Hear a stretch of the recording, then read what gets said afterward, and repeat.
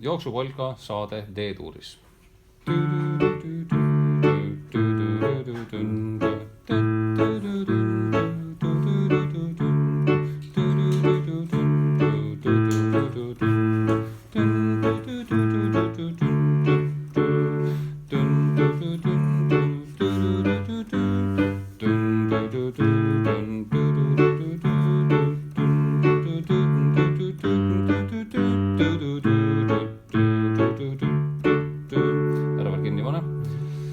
Vaatame need pöörd läbi, akordid, et alustage D-tuuris põhikujust, sest see on üsna heas registris kõla poolest. Nüüd A-tuuri.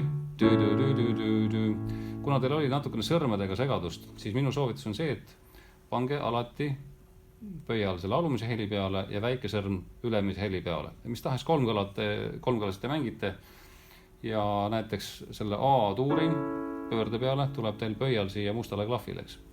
Ja viies sõrm tegelikult peaks minema nüüd siia mustade vahele rohkem. Muidu, kui te üritate seda niimoodi mängides, käsi läheb jube väändesse ja on halb mängida. Nii, ja siis tagasi D-sse. G-tuur on hea lihtne. Kõik valged klahvid. Ja soovitan teil sellist harjutust, et harjutage nii nagu siin tunnis. Esimest ja viiendat. Esimene, viies ja esimene. Kui on selge, siis harjutage esimest neljandat.